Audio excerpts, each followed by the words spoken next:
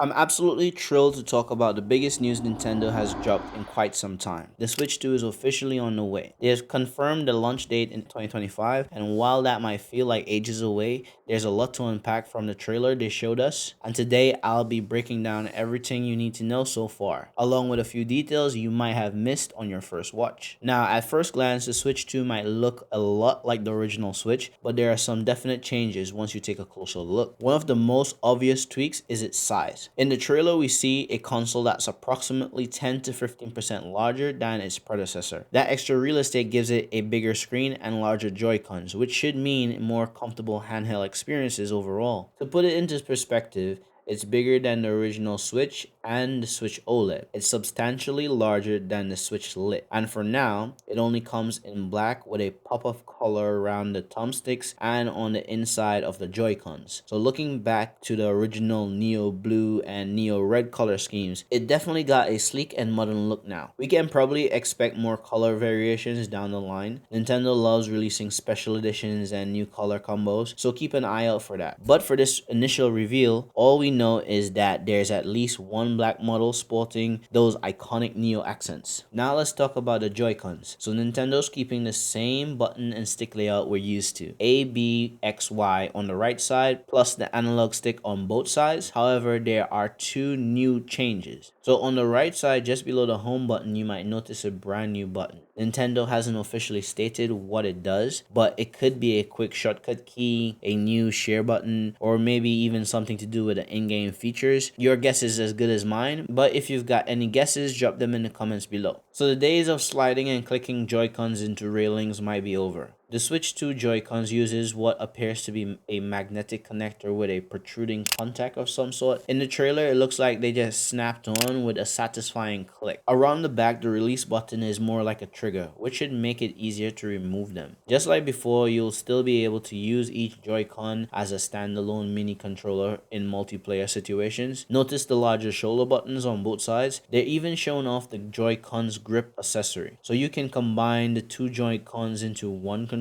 So whether you use that is up to you. Some people might love it and some people might never touch it. So one interesting part of the trailer showed the Joy-Cons skating around like mice. This might be purely for fun, but it's fueling speculations that there could be a sensor inside of the controllers, allowing them to function like a mouse pointer of some sort. Imagine navigating the menus, browsing the web, or utilizing a new game mechanic that mimics a touchpad of some sort of like what we've seen with the PlayStation's 5 DualSense touchpads. We'll have to wait and see if Nintendo confirms this, but it's certainly an intriguing possibility. Moving on to the console hardware itself, the back of the Switch 2 reveals a full-width kickstand. This is a big improvement over the original narrow flip-out stand. Now, it should provide better stability, so you can play on the tabletop mode without worrying about the whole thing toppling over. Plus, it seems like you could adjust its width angles, possibly letting you lay it almost flat for more comfortable viewing. Looking to the top edge of the system, you've still got the familiar volume knobs, power button, and the 3.5 headphone jack. But there's one big difference. We now see two USB-C ports, one at the bottom as before for docking and one at the top. This is going to be a game changer for those who like to charge their consoles while playing in tabletop or handheld mode, for instance. No more awkward flipping the device or dealing with angled cables. This alone could be enough to win over some skeptics out there. Who I knows? think that's a good thing.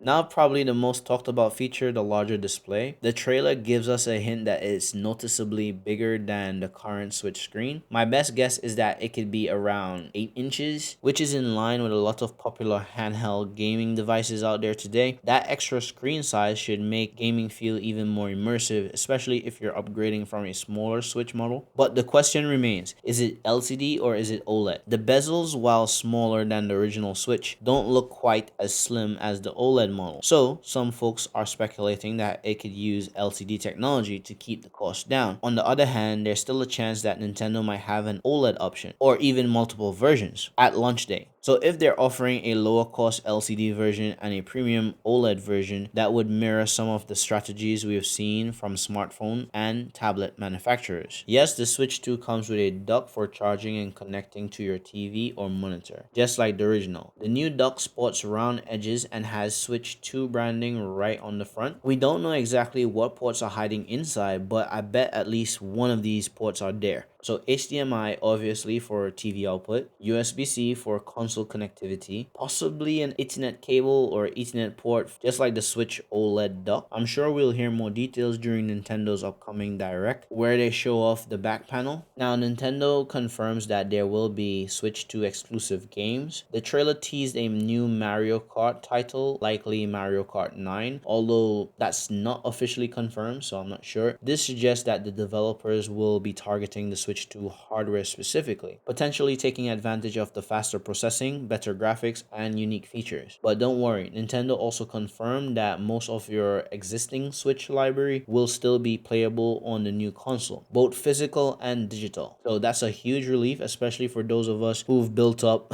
a hefty library over the years. However, there was a note in the fine print saying some games might not be fully compatible. This might probably affect older and more niche titles, but we'll have to wait for Nintendo's official list to be sure. So here's the breakdown for the official timeline. So Nintendo Direct on April 2nd. Expect a deeper dive into features, games, and hardware details. So there's also hands-on events around the world. So you could register on Nintendo's website to try out the Switch 2 in person once those events start happening. So for a 2025 launch date, there is no exact day or month yet, but Nintendo's aiming for this year. Many fans are guessing a fall release, which has often been the case for big Nintendo launches. So as for price, nothing is confirmed yet. Since the original Switch debuted for around 300 US and the OLED model landed around 350 US, my personal guess is that we're looking at around $400 US and roughly around £400 in the UK. That's not too surprising given the jump in hardware tech, plus inflation, plus the bigger screen. And of course, this is all speculation. Your prediction might be better than mine. So let me know in the comments if you think I'm off the mark. But all in all, I'm beyond excited to see where Nintendo takes the Switch brand. The Switch 2 is shaping up to be a worthy successor with a larger screen, refined Joycons, and some enticing new features, while still honoring the original hybrid concept that made the Switch so popular. If you're as excited as I am, be sure to subscribe so you don't miss any updates because I'm covering every bit of news as soon as it drops. So if you made it all the way to the end of the video, drop the comment Switch 2 so I know that you stayed all the way to the end with me,